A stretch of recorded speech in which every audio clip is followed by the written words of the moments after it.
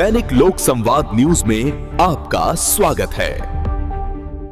बांका से पीके का बड़ा सियासी हमला, जुलाई से बिहार में जनसुराज की सदस्यता की लहर, नीतीश की विदाई और नए सीएम पर कसा तंज। बांका जनसुराज अभियान के सूत्रधार प्रशांत किशोर ने शनिवार को बिहार की राजनीति में नए सिरे से हलचल पैदा कर दी है। बिहार नवनिर्माण अभियान के तहत बांका पहुंचे पीके ने आगामी राजनीतिक रोडमैप का खुलासा करते हुए न केवल संगठन की मजबूती पर जोर दिया, बल्कि मुख्यमंत्री नीतीश कुमार और राज्य के भावी नेतृत्व पर भी तीखे प्रहार किए। संगठन का पुनर्गठन और सदस्यता का मेगा प्लान। सर्किट हाउस के पास स्थित होटल मधुबन विहार में कार्यकर्ताओं को संबोधित करते हुए प्रशांत किशोर ने आगामी 3 महीनों की रणनीति साझा की। उन्होंने कहा कि अप्रैल, मई और जून के महीनों में जनसुराज पूरे राज्य में अपने संगठन को नए सिरे से पुनर्गठित करेगा। इस तैयारी के बाद जुलाई महीने से पूरे बिहार में बड़े पैमाने पर राज्य स्तरीय सदस्यता अभियान शुरू किया जाएगा। पीके ने स्पष्ट किया कि संगठन को अगले 5 वर्षों तक प्रभावी ढंग से चलाने के लिए हर जिले में सूक्ष्म स्तर पर काम किया जा रहा है।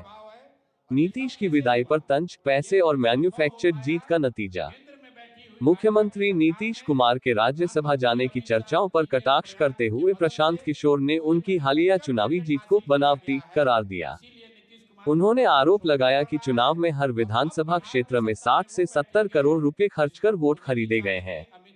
पीके ने कहा, 202 विधायकों के भारी समर्थन के बावजूद अगर नीतीश कुमार को 3 महीने में ही मुख्यमंत्री पद छोड़ना पड़ रहा है, तो ये साबित करता है कि उनकी जीत जनता की लोकप्रियता नहीं, बल्कि पैसे और चुनाव आयोग की मदद का परिणाम थी। इसी मैन्युफैक्चर्ड रिजल्ट के कारण उन्हें कुर्सी छोड़नी पड़ रही है। भावी मुख्यमंत्री पर निशाना, बिहार से ज्यादा गुजरात की होगी चिंता। बिहार के अगले मुख्यमंत्री को लेकर प्रशांत किशोर ने एक बड़ा और विवादास्पद बयान दिया। उन्होंने कहा कि बिहार की कमान अब जिसके भी हाथ में जाए, उसे बिहार के विकास से ज्यादा गुजरात की चिंता होगी।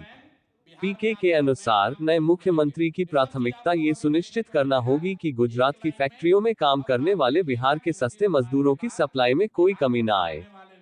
6 महीने की मोहलत और घर घर दस्तक।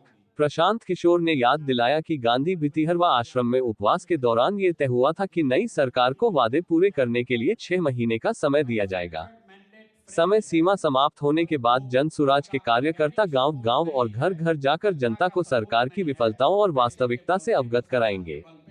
बांका की इस बैठक में जिले भर से आए पार्टी के वरिष्ठ नेताओं और कार्यकर्ताओं ने हिस्सा लिया, जिन्हें पीके ने संगठन विस्तार के लिए कमर कसने का निर्देश दिया।